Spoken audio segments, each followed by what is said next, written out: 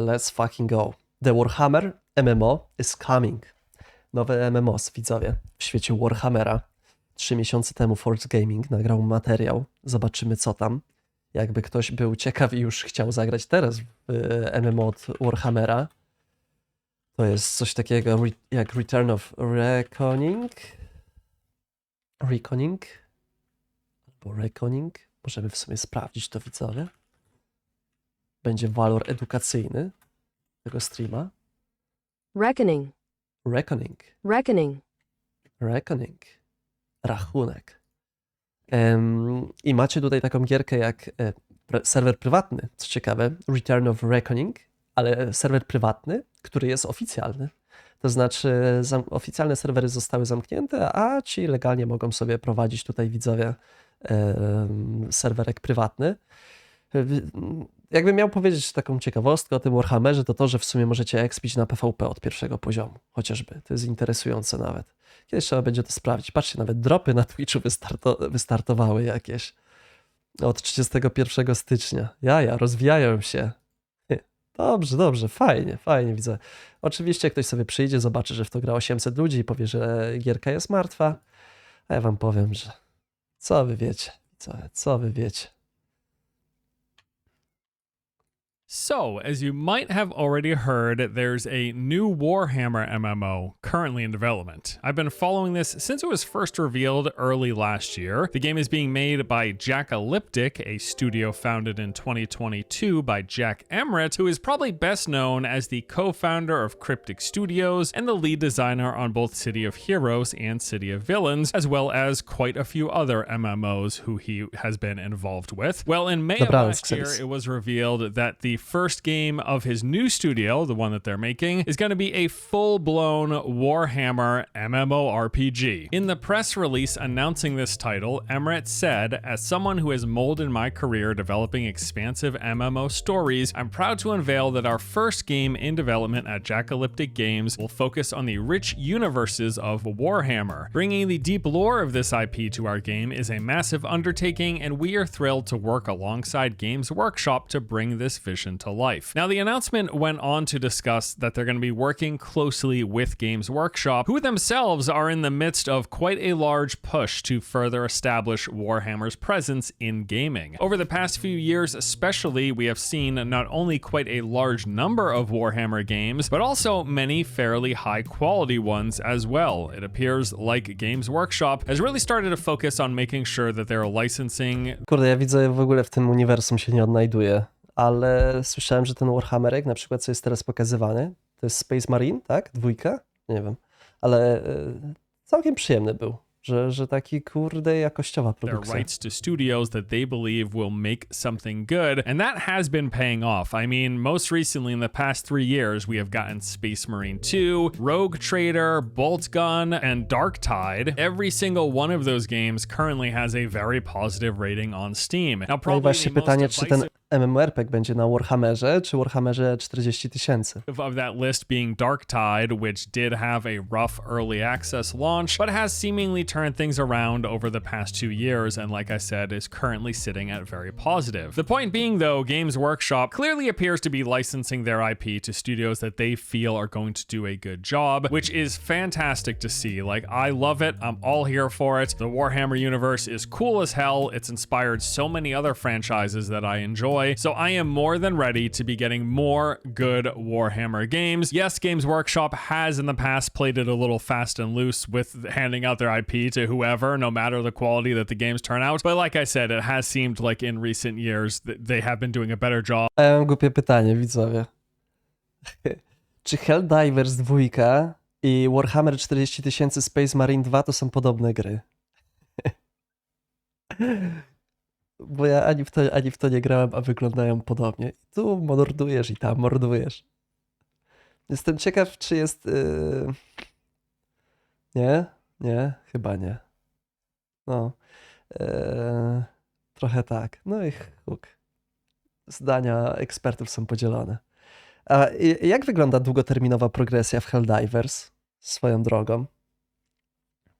Tam też rozwijasz postać w jakiś sposób, czy coś?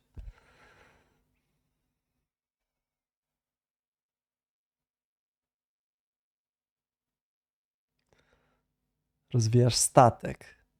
Okej.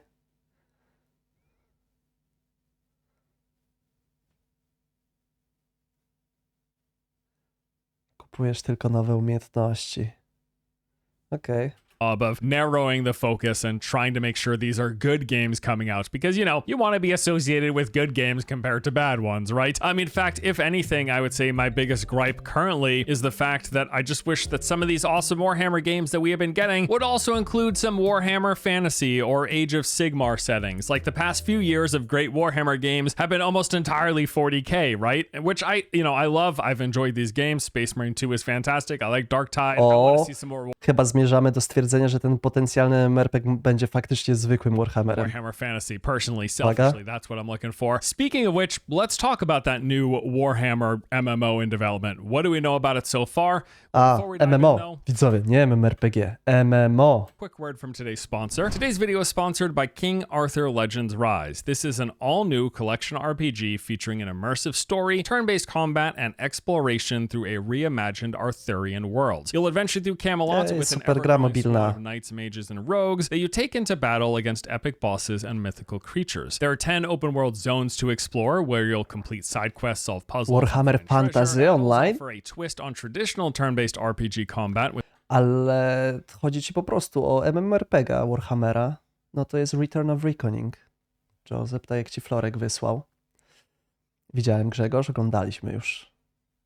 with a focus on player choice. As you progress, you'll collect upgrades and equip your heroes with powerful weapons that can change their abilities. The game has a 10-chapter story campaign that features fully voiced dialogue and loads of cinematics. This was developed on Unreal Engine 5, and so in turn features great-looking 3D characters, animations, visual effects, and environments. On top of that, you can play at home or on the go thanks to seamless cross-play and cross-progression between PC and mobile platforms. So if you're interested and would like to learn more, you can check out King Arthur Legends Rise. Pre-registration is available now using the link in the description below. All right, so the new Warhammer MMO, let's talk about it. Following the game's initial reveal, Emmerich sat down for an interview with MMORPG.com, and here he provided a few small initial details on the project. When asked what it's like to be creating a game for such an iconic franchise, he said, "We haven't specified the particular IP yet, but I can tell you as a longtime fan of everything Warhammer, I am thrilled. Honestly, my career has been spent trying to create games inspired by my personal hobbies." He then listed off the numerous MMOs that he has been involved with, City of Heroes and Champions Online, from his love of comic books. He did Star Trek Online, he's a fan of D&D, and so they worked on Neverwinter, and DC Comics with DC Universe Online. They also took a couple stabs at Marvel, one of which unfortunately did get canceled in production. We never ended up getting to seeing that, but he also finally said, yes, Warhammer, that is another big passion of mine as well. Now, Emmerich was then asked if he can share anything about their vision for a Warhammer MMO and what players might expect. He said, "I really can't get into specific." Kurde widzowie,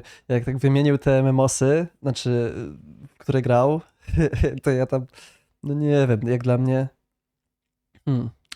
ciężko mi wyczuć, jak on wtedy będzie widział po prostu tego MMORPG, no bo jednak to są takie MMOsy, co ciężko sobie wyobrazić, że Warhammer jest tam w nich umiejscowiony, znaczy, że mechanicznie te MMORPG są umiejscowione w świecie Warhammera.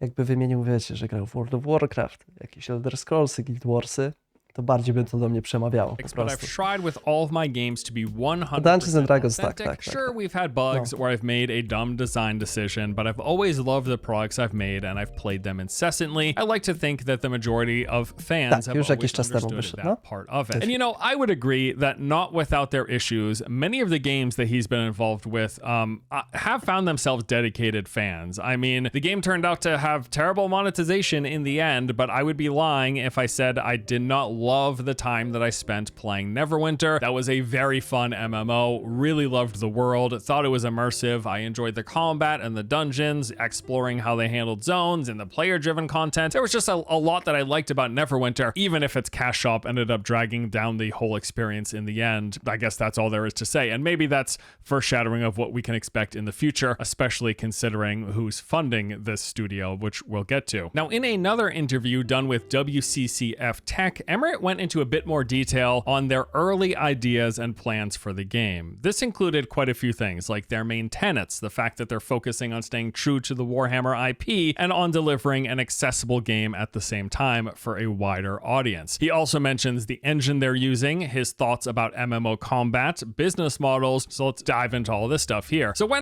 Widzę, Jarecki, że ty to chyba nie byłeś z tych, co filmik wrzucał Stop Hate w internecie 10 lat temu, co?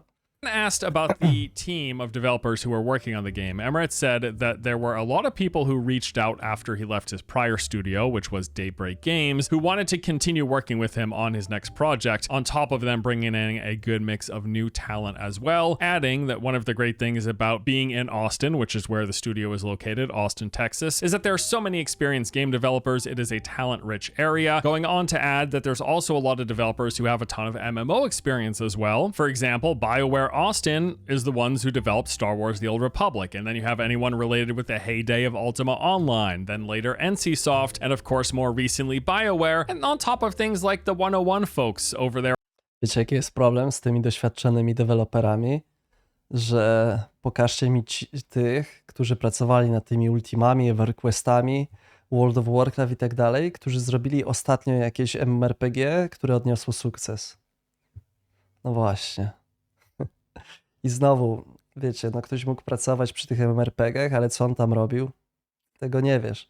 Uważam, że po prostu impact jednej osoby, która tam pracowała sobie przy jakiejś starszej produkcji, jest na tyle znikomy na całą produkcję, że to nie ma jakiegoś większego znaczenia. Tu chodzi o całe zespoły, które pracowały przy jakiejś starszej produkcji. To nie było tak, że jeden gościu kierował ich wszystkich, tylko oni wszyscy się tak dobrze uzupełniali, tworząc jakąś Ultimę czy EverQuesta, że to się na tyle spięło, że zrobili dobrą produkcję. A jak wyciągniesz z tego całego zespołu jedną osobę, wdupcysz gdzieś tam do nowej produkcji, później weźmiesz jedną osobę z innej produkcji, no to niekoniecznie wspólnie oni dalej będą mieli taką efektywność, jak mieli z tymi starymi zespołami. Tak, kurde, średnio do mnie przemawiają te wszystkie rekomendacje, że pracował przy tym, przy tamtym. At King's Isle, I think per square mile we have more MMO in this area than just about any other city. So yeah, a lot of experienced MMO developers working at Jackalyptic Games on this Warhammer MMO. Got it. What else? Well, as for the engine, Emirates said, we are pretty set on Unreal Engine 5. I think the days of creating our own engine are long over. We have wonderful options out there. Uważam, widzowie, że skorzystanie z gotowego silnika to dobra opcja. IMO. Powiem wam szczerze, że teraz, no nie wiem, porwanie się na stworzenie własnego silnika graficznego to jest jakaś abstrakcja, no ale domyślam się, że tutaj to bardziej chodziło o wybór już konkretnego silnika. Czy Unreal Engine 5 jest dobrym wyborem? Tego nie wiem w sumie. Mam nadzieję, że kiedyś wiecie, stworzą jakieś takie narzędzia, które spowodują, że jak ludzie będą robili te nowe MMORPG, to nie będą się na tych swoich devlogach, tak jak Past Fate, chwalili tym, że możesz przenosić element ekwipunku z jednego miejsca na drugi, że możesz odpalić trade'a i że możesz robić crafting w ten sposób, że coś klikasz, konsumuje ci surowce, leci pasek i tworzy ci nowy przedmiot. Jakby strata czasu dla mnie implementacja takich rzeczy. Totalna strata czasu.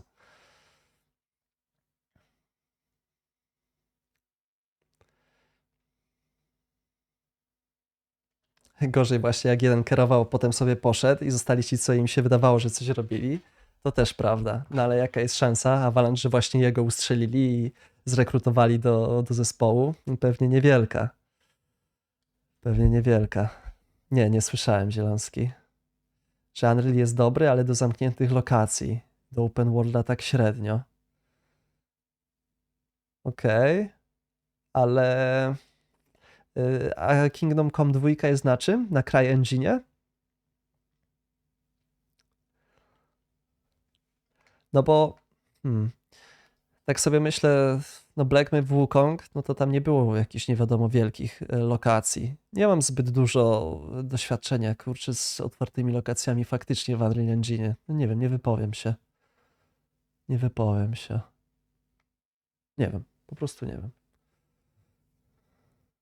there. He also mentioned Unity, but it sounds like UE5 is what they're sticking with. Then the interviewer mentioned the fact that that engine has procedural content generation framework that could benefit their upcoming game, to which Emirates said, yeah, we're definitely looking at all of it as an option. And of course, a lot of this procedural generation framework doesn't just mean we're dealing with fully procedural games, but that these procedural tools help developers make larger worlds with smaller teams. And that's the kind of way of leveraging technology to your favor while keeping things within budget and not making it go crazy out of control. That's the kind of stuff that we would hope for, really. He was then asked if he could clarify what Warhammer IP that they're working on, to which he said, so we haven't identified which one, but it is definitely an IP belonging to Warhammer. The interviewer's response to that was, just to be 100% clear, when you say that, you mean Warhammer Fantasy, not 40k, right? To which Emma replied, no, it could be anything. It's not set yet. Or rather, it is set, but we're not announcing it right now. It is something within the brand of Warhammer. Widzowie, kurde, czyli jeszcze nie wiadomo, ty.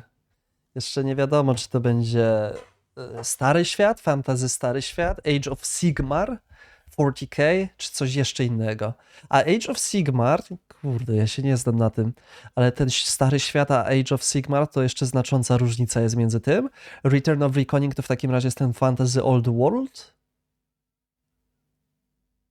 Whether it be Fantasy Old World, Age of Sigmar, 40k, or something else, it's something within the Warhammer umbrella. As previously mentioned and further clarified here, as of now, they are not yet revealing what kind of Warhammer game it's going to be. Now, I'd be happy with any branch of Warhammer for an MMO, whether that's Fantasy or 40k. Personally, my preference leans towards Fantasy, but either way, I'd be fine with it. Ja też wolałbym Fantasy. Unsure as to why they're being so dodgy about this question, even to this day, over a year and a half later, post this interview, they've still not clarified which iteration of Warhammer, which Warhammer setting it's going to be in. I don't know why they feel the need to keep this hush-hush, to keep it a secret, but regardless, that's...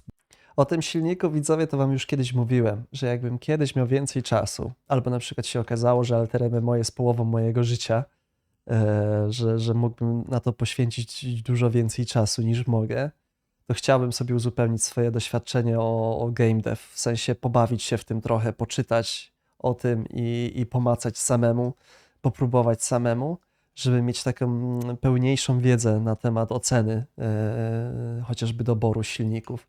Ale przypuszczam, że wiecie, to jest już taka bardzo specjalistyczna wiedza. Możesz sobie ogólnie przytoczyć, że o właśnie, Unreal Engine 5 jest lepszy do zamkniętych przestrzeni, a ten silnik jest lepszy do otwartych przestrzeni, ale tam na pewno są jakieś niuanse, które to spłycają, znaczy, które ty spłycasz i pomijasz je. Jestem przekonany, że to nie jest tak zero-jedynkowe, nic nie jest zero-jedynkowe. Where we sit. After this, Emirate actually went into fairly lengthy detail about some of their high-level visions for the project, that being this desire to bring Warhammer to a much wider audience. You certainly can't argue that Warhammer is a small niche thing. Talking about mass scale, wide appeal. So here he said, number one, I don't think the rich lore of Warhammer is widely known. I mean, there are fanboys like me who read the books, play the games, and so forth, but it's sort of like Marvel in the late 70s or early 80s, where you had a core audience that absolutely loved Marvel to death, but the mass market really didn't know about it, and he's not wrong. No, ja na przykład jestem z tych, co totalnie nie mają pojęcia, o co chodzi w Warhammerze, tak na dobrą sprawę. Nie, napisanie silnika to jest abstrakcja jak dla mnie, w sensie solo. A są świry, co piszą. Całe życie poświęcili na napisanie silnika. No jestem mega ciekaw, czy później ktokolwiek go użył. I no masakra. To wymaga takiej wiedzy, żeby napisać swój silnik, żeby to jeszcze było pooptymalizowane. Nawet o tym nie myślę, bo już mi głowa zaczyna boleć.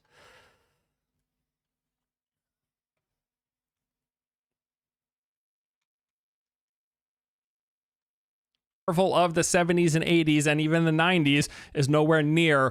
Ale miłego życia zależy jeszcze, jakie życie prowadzisz, bo to nie jest tak, że żyjesz albo nie żyjesz, bo żyjesz dobrze, albo żyjesz chujowo i chcesz skończyć to życie.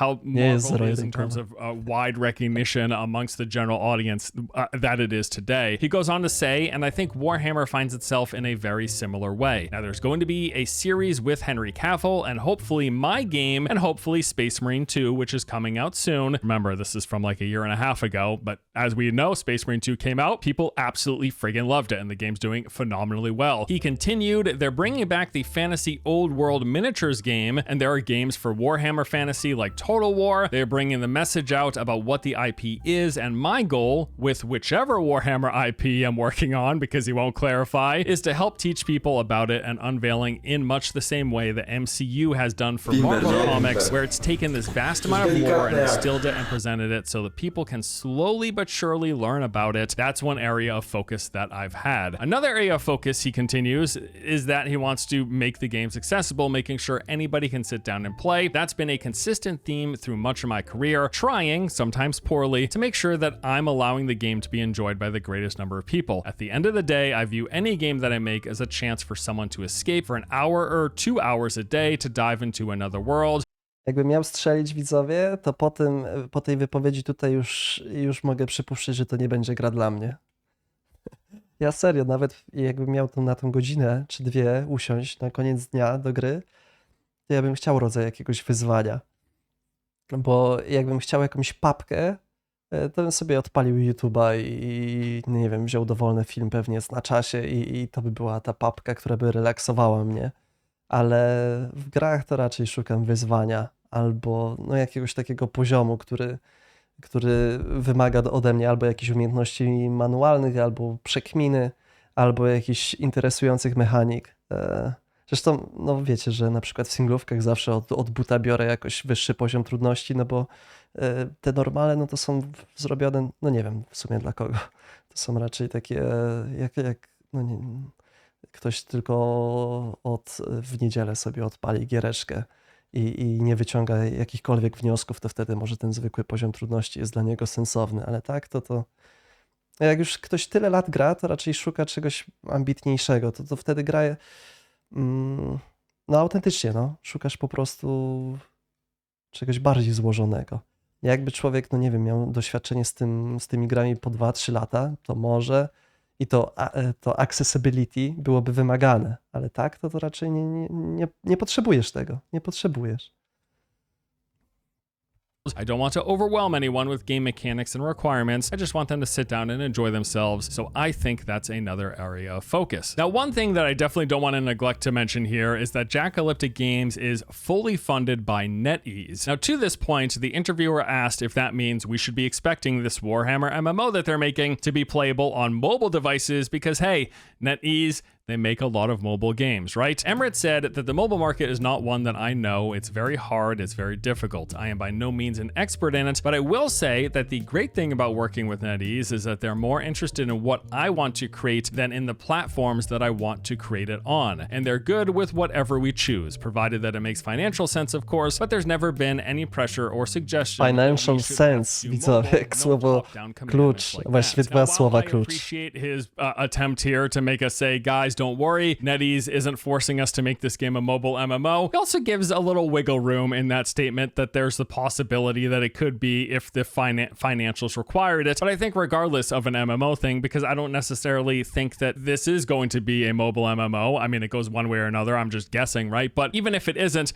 with NetEase's involvement, we can certainly, without question, say it's going to be monetized probably quite similarly to a lot of NetEase games. Now, these can fluctuate depending on the title. Some are more heavily monetized and predatory than others. Either way, they tend to lean into the more monetization than not category, and that may very well be the case here. It has been the case with quite a handful of Emirates' prior games, as previously mentioned. Neverwinter was otherwise an MMO that I really enjoyed, had one of the craziest cash shops in an MMO that I spent any significant time playing, so something to keep in mind. The interview goes on with some other interesting stuff. He talks about basically confirming the fact that the game is going to be some action combat iteration, or or rather that it's not going to be full-blown old school tab target MMO. That's not what they're doing. He says, I'm not sure I'll ever go back to doing a more traditional MMO. Maybe one day I will, but I don't think so. After the games that I've done, from Neverwinter to DC Universe Online, and of course that canceled project, the Marvel one, I focus mainly on games with more fluid combat than what I created when I first entered the industry years ago. So again, pretty much soft confirming here that it's going to be an action combat of some sort, maybe something similar to what they did with Neverwinter, or maybe more full-blown action combat similar to New World. We'll have to see. Now next he addressed the business model, and this was interesting. He said, several years ago, I would have thought that free-to-play was the best option. I think the success of a game like New World, however, has demonstrated that you can do straight up buy to play. I do think that there's room for subscription-like systems like Fortnite has done with the Battle Pass. While I'm not sure whether a traditional monthly fee would be as successful today, but there are options available that I didn't think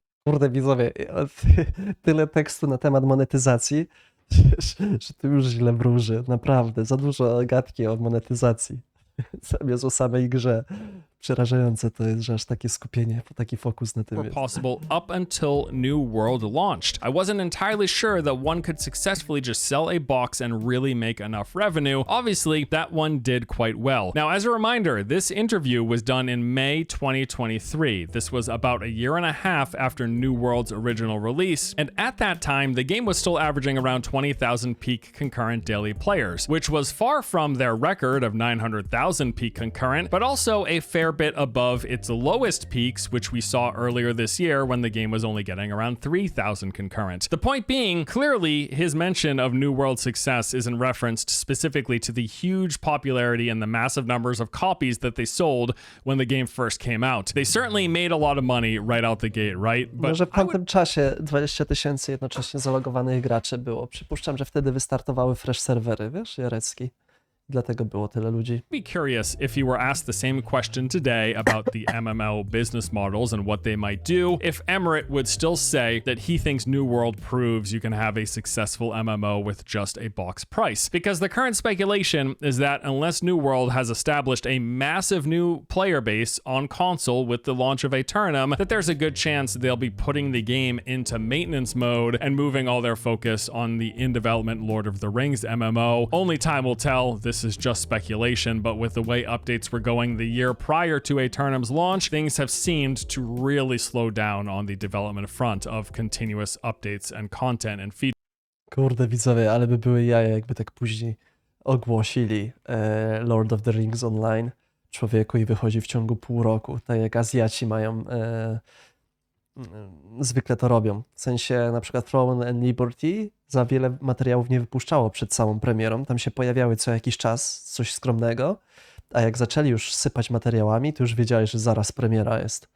No, i jakby tutaj tak samo zrobili, a nie człowieku rozwlekane to na kilka lat, nie wiadomo kiedy wyjdzie. Daj spokój. Features and new things. He is saying that he thinks a box price MMO after the launch of New World is something that can work. Can you sustain on that though? Has New World sustained? How is their content update frequency? You know, for as much flack as New World gets, it is true that it's probably one of the best and fairest MMO monetizations because they don't have a crazy cash shop in there. Tam, widzowie, nie było chyba od lat tak dobrej monetyzacji jak w New Worldzie. Rewelacyjna ta monetyzacja była w New Worldzie.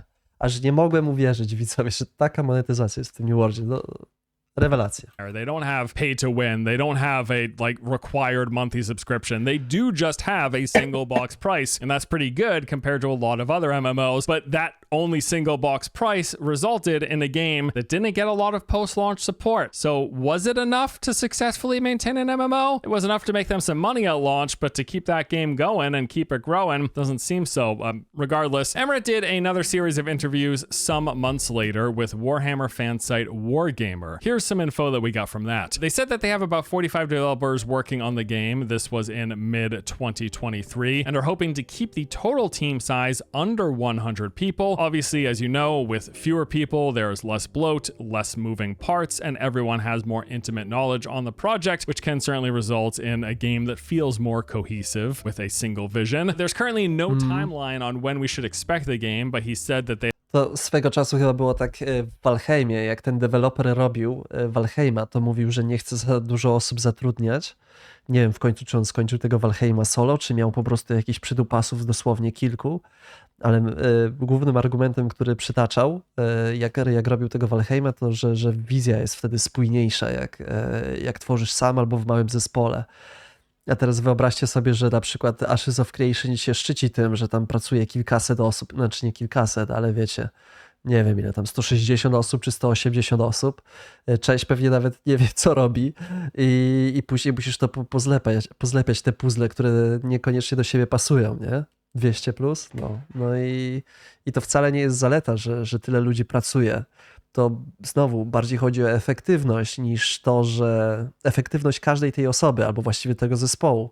Bo jak ty z 200 osobami ponad masz taką efektywność jak w innym studio 60 osób, no to co z tego? They have got a load of Taska freedom and przepalana. flexibility, both temporally as well as monetarily, to just focus on making the game the best that it can be. And finally, he said that he's really passionate about Warhammer and wants to create this living, breathing world that embodies everything that's great about it, where players can just feel like they're getting a truly immersive space in that universe to explore. Now, Emmerich also discussed a few things here that I want to talk about. First off, the desire for a good MMO that's just not being currently fulfilled. He said, after World of Warcraft, people tried to copy World of Warcraft, and in doing so, they tried to compete with World of Warcraft, which meant investing a lot of money, which then required a lot of profit. It required a massive success bigger than Warcraft. And when they didn't achieve that, because of course they didn't, World of Warcraft was one of a kind. Most of the major publishers gave up on No tego nie MMOs. wiemy, To this day, we live Avalanche, in a nie? world where Ale the może in tak the być West, jak there are najbardziej. very few MMOs. So from the perspective of the genre, I would say that there's still demand. Gdzieś ta kaska musi być przepalana, a development nie idzie do przodu, więc wnioski można wyciągnąć. Which is amazing, which tells me there are people who want to play an MMO, but there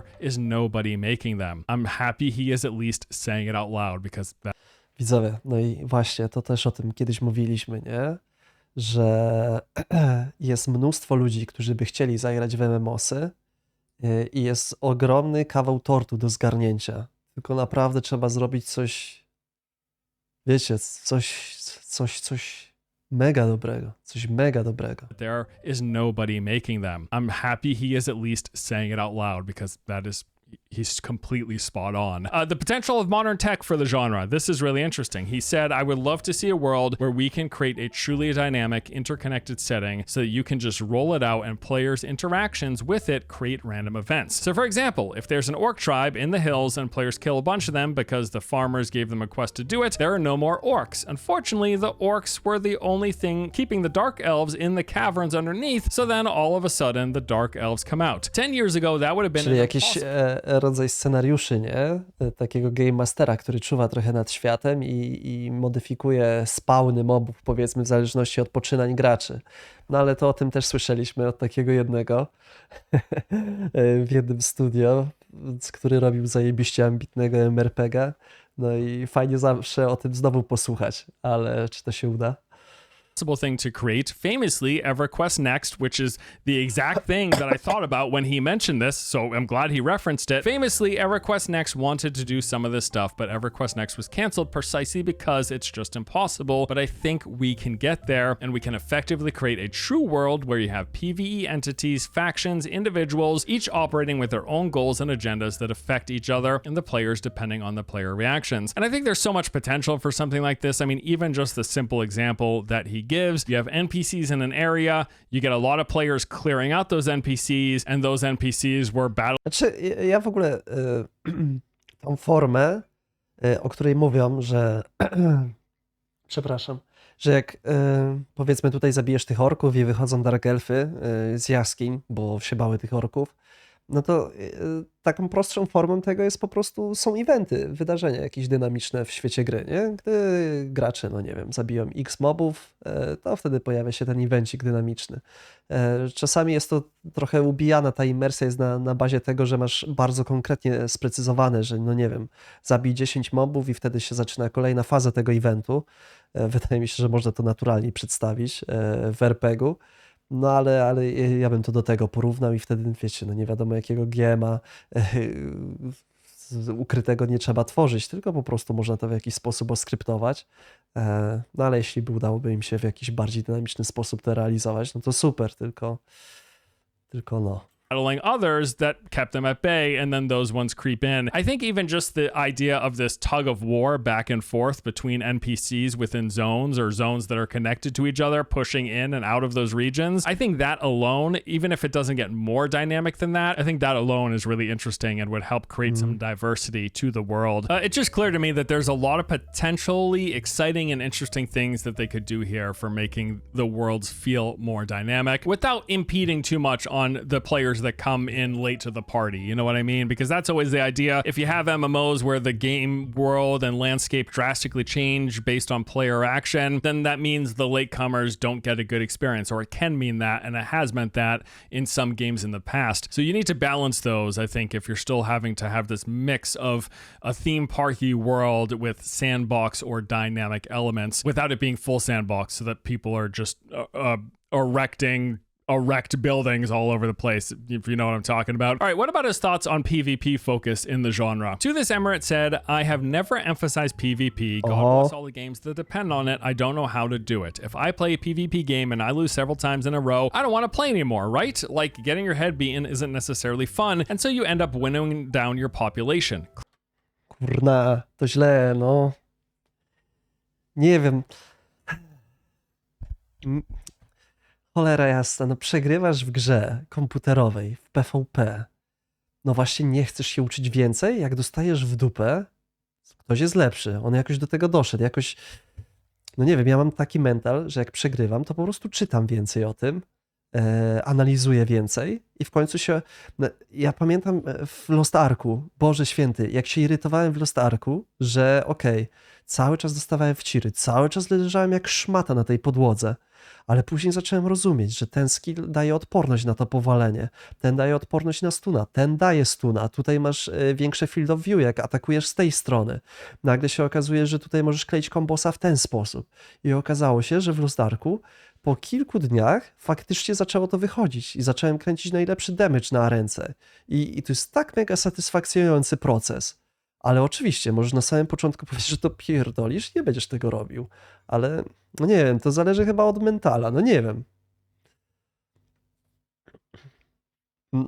No bo wiem, że jak dostaję w dupę, to co? No to jest taka motywacja, żeby analizować, co robię źle. No i później to ja ładuję w dupę. I wtedy jest jeszcze fajniej.